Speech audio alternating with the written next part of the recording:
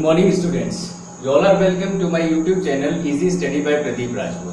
Today in this video we are going to study the Chief Settlers speech. This speech is given in the ICSE board class, that is class 10th in English literature. So we will study this story in Hindi and we will study the summary of this story. So let's start. Chief Seattle, जिनका जन्म 1786 में हुआ था और इनकी मृत्यु 1866 में हुई, ये अमेरिका के मूल निवासियों के नेता थे। वॉशिंगटन राज्य में सिएटल शहर का नामकरण उन्हीं के ऊपर किया गया है।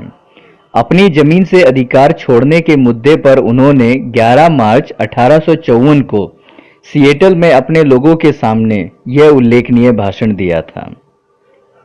उन्होंने अपने भाषण में कहा, भाइयों, वॉशिंगटन से राष्ट्रपति ने यह कहलवाया है कि हमारी जमीन खरीदना चाहते हैं, लेकिन कोई जमीन को या आकाश को कैसे खरीद सकता है? मुझे ये बात समझ नहीं आती। जब हवा की ताजगी पर और पानी के जोश पर तुम्हारा मालिकाना नहीं है, तो तुम उसे कैसे खरीद और बेच सकते हो? इस धरती का हर एक टुकड़ा मेरे लोगों के लिए पवित्र है। चीड़ की हर चमकती पत्ती, हर रेतीला किनारा, घने जंगलों का कुहासा, हर मैदान, हर बुनबुनाता कीड़ा, ये सभी मेरे लोगों की स्मृति और अनुभवों में रचे बसे हैं और पवित्र हैं। इन पेड़ों के तनों में बहने वाले अर्क को हम उतना ही बेहतर जानते हैं जितना हम अपनी शिराओं में बहने वाले रक्त से परिचित हैं। हम इस धरती के अंश हैं और यह भी हमारा एक भाग है। महकते फूल हमारी बहनें हैं, भालू, हिरन और गरुड़ ये सब हमारे भाई हैं। पथरीली चोटियां, चारागाहों की चमक, खच्चरों की गर्माहट और हम सब एक ही परिवार के सदस्य हैं। इन झरनों और नदियों में बहने वाला चमकदार पानी सिर्फ पानी ही नहीं है, बल्कि हमारे पूर्वजों का लहू है। यदि हम तुम्हें अपनी जमीन बेच दें, तो तुम ये कभी नहीं भूलना कि ये हमारे लिए कितनी पावन है। इन झीलों के मंथर जल में झलकने वाली परछाइयां हमारे लोगों की जिंदगी के किस्से बयां करती है। बहते हुए पानी का कलरव मेरे पिता और उनके भी पिता का स्वर है। नदियां हमारी बहनें हैं, उनके पानी से हम प्यास बुझाते हैं। वे हमारी नौकाओं को दूर तक ले जाती हैं और हमारे बच्चों को मछलियां देती हैं। इसके बदले तुम्हें नदियों को उतनी ही इज्जत बख्शनी होगी जितनी तुम अपनी बहनों का सम्मान करते हो। यदि हम तुम्हें अपनी जमीन बेच दें, तो ये ना भूलना कि हमारे लिए इसकी हवा अनमोल है।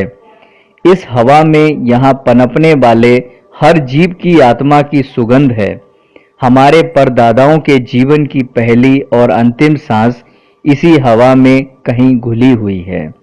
हमारे बच्चे भी इसी हवा में सांस लेकर बड़े हैं।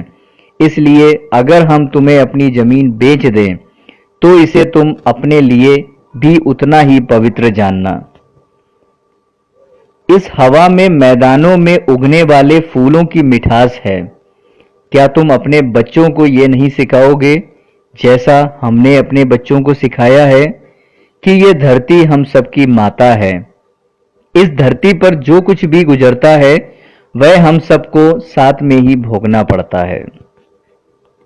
हम तो बस इतना ही जानते हैं कि हम इस धरती के मालिक नहीं हैं। यह हमें विरासत में मिली है। सब कुछ एक दूसरे में उतना ही घुला मिला है जैसे हमें आपस में जोड़ने वाला रक्त। ये जीव जगत हमारा बनाया नहीं है। हम तो इस विराट स्थान के एक छोटे से तंतु हैं। यदि इस स्थान का बिगाड़ होगा तो हम भी नहीं बचेंगे। और हम ये भी जानते हैं कि हमारा ईश्वर तुम्हारा भी ईश्वर है। ये धरती ईश्वर को परम प्रिय है और इसका तिरस्कार उसके क्रोध को भड़काएगा। तुम जिसे नियति कहते हो वह हमारी समझ से परे है।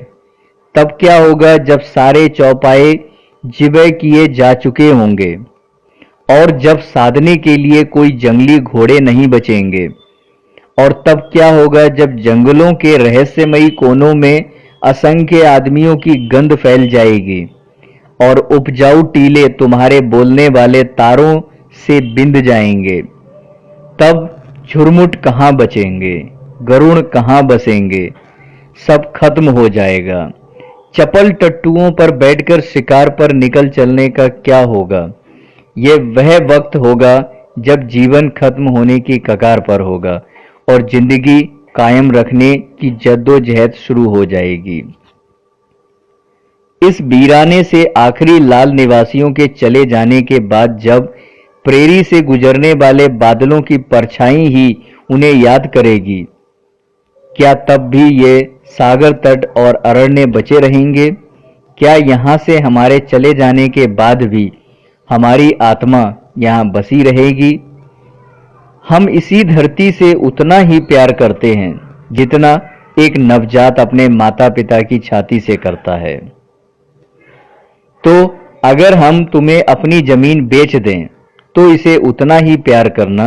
हम इसकी बहुत परवाह करते हैं, तुम भी करना। इसे ग्रहण करते समय इस धरती की स्मृति को भी अपना लेना। इसे अपनी संततियों के लिए संरक्षित रखना, जैसे ईश्वर ने हमें हमेशा संभाला है। जिस तरह हम इस धरती के अंश हैं, तुम भी इसके अंश हो। यह हमारे लिए अनमोल है और तुम्हारे लिए भी। हम तो बस इतना ही जानते हैं कि हम सबका एक ही ईश्वर है, ना तो कोई लाल आदमी और ना ही कोई गोरा।